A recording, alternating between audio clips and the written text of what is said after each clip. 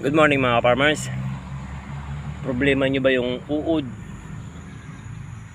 sa talbos ng pipino? May mga katulad nito, mga army worm. Share natin yung gamit nating gamot. Padan, 2 kutsara yung spray natin dito bago yung ginamit natin. Dati ang gamit natin ay Brodan. Ang problema kay Brodan, pag nakalukot na, pag nakabalot na sa dahon, hindi niya na napapatay. Ito, kahit na nakabalot sa dahon, napapatay niya. Kasi systemic. Sa ganitong age pala kasi umaatake yung mga uod, lalong lalo na dito sa mga talbos. Para dun sa mga nahihirapan, paano puksain yung mga nakalukot pag nakabalot na yung uod sa talbos ng dahon. Ang in-spray natin, Padan, katulad nito. Yan, kayang-kaya niya yung kahit na yung nakabalot na. Ang dating ginagamit natin ay Brodan. Okay, maganda naman si Brodan, lahat ng tamaan sigurado malalaglag. Ang problema lang pagka nakabalot na siya, pag nakalukot sa dahon, hindi niya na napapatay kasi contact lang siya. Kapag spray tayo dito kahapon,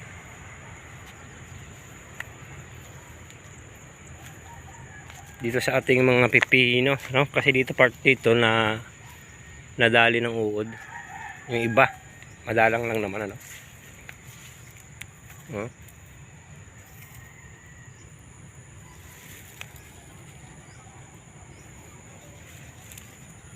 Systemic na insecticide. Naghanap tayo ng pwede natin gamitin, para dun sa mga nakabalot na, nakalukot dun sa dahon. Share lang natin yung ginagamit nating mga insecticide para dun sa uod sa talbos ng pipino. Actually talagang hindi maiiwasan yun,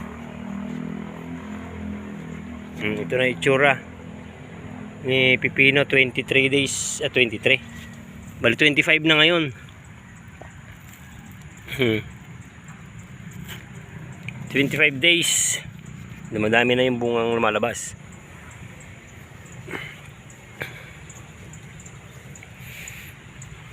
Mahusay siya pagdating sa uod.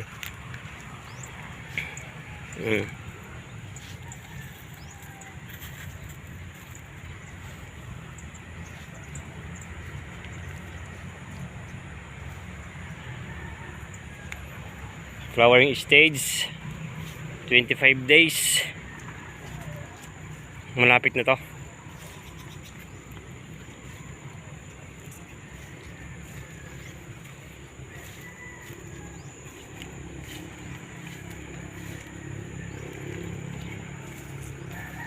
Part dito kasi marami yung uod akong nakita. Kaso nga yung nalaglag na yata lahat.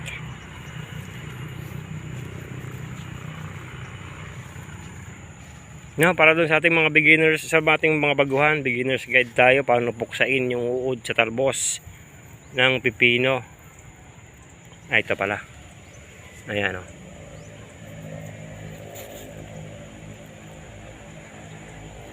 nag-yellow na kasi nag-spray tayo kahapon.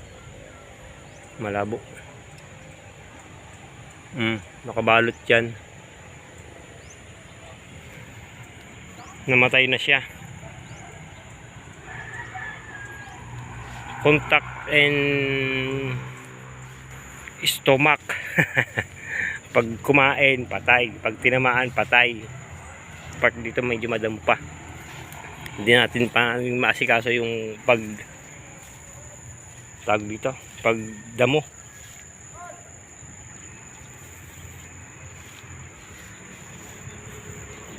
Pero nakapag-spray na tayo kaya medyo ginhawa na yung ating pipino. Tapos marami akong nakita dito, kaya ako nag-spray, naghanap ako ng gamot.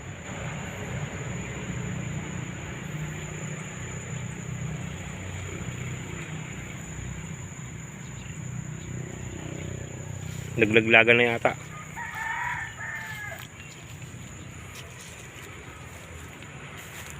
Yung ibang maliliit pa. Hindi nagsabay-sabay ano. Ay nako. Nga padan yung inispray natin mga ka-farmers. Mahalaga na mapuksa kasi pagka hindi mo napuksa yan, biglang dami yan.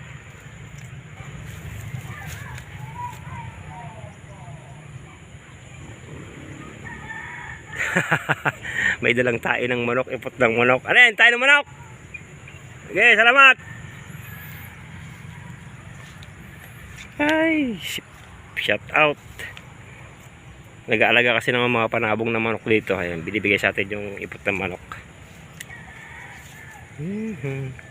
Lagyan natin sa talong.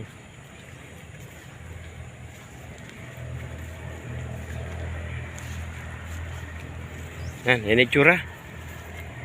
No? Share lang natin yung gamot na ginagamit natin. Brudan, maganda naman si Brudan. Kaso nga lang kapag ka nakabalot na, ay nakabalot sa dahon, hindi niya kayang patayin. Ayan si Padan, the best. Kahit na nakabalot, dali. Hindi naman tayo tumitigil sa paghahanap ng mga bagong gamot na pwede natin gamitin. Mura lang naman si Padan, 100 grams, 250. Ang active ingredients nito ay Cartap hydrochloride. Yan kasi mga nakabalot yung kinuha ko lang. Ayan, Cartap hydrochloride. Padan, pang RB worm siya. The best siya. Hydrochloride Cartap, ano? Marami namang gamot na Cartap din hydrochloride yung active ingredients, pero ito the best. The best siya sa uod. Hindi na nagalaw. Nag-spray tayo nito nung hapon. Tapos mga ilang minuto, tinignan ko, parang nanghina yung mga uod. Kahit na yung nakabalot. No? Ayan, 25 days yung ating pipino.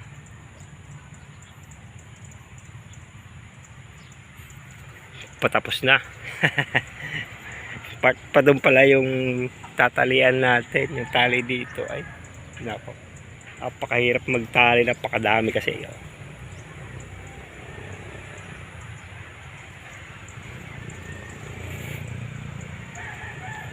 Yung part doon medyo maliliit pa. Kasi nga laging nahuhuli sa pag-abono. Mag-abono ako dito ngayon. Kinabukasan dito naman ako. Hindi natatapos ba na minsan ang pag-abono? Sige, solar farming lang tayo. Kinakaya na lang natin. Part dyan. Kaya yung damo ay hindi natin maagad, ano? Pero napakadali lang naman yan. Tatabasin lang natin yung damo, hindi tayo nagbubunot.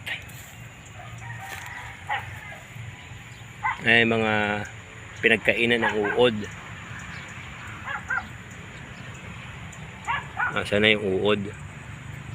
Nalaglag na. Importante kasi na maagad yung uod, ma-sprayan ng pang-uod. Kasi sira yung dahon yan. Wala tayong leaf miner ngayon, ano? Kahit sa baba, nadali natin. Yung gamit natin pang leaf miner ay yung legit lang, saka wala tayong pinang-spray natin dito. Kasi nakita natin yung uod na madami, kaya naghanap tayo ng gamot. Padan yung na try natin at naging okay naman. Pero yung mga leaf miner ay walang leaf miner. Kasi talaga si legit. Bago rin si legit. Ito pala, mayroon pa pang isa. Ayan, pag nakalukot na ganyan,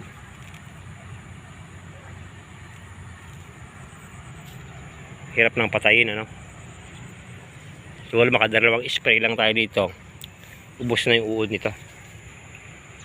Pwede ito mag 5 days yung interval ng pang-uod habang wala pang bunga, ano, habang maliliit pa, spray na ng spray para hindi na magparami yung mga insekto.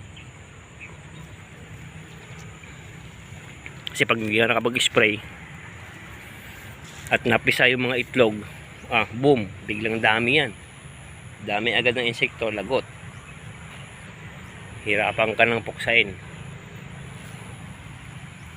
Palaging prevention, ano.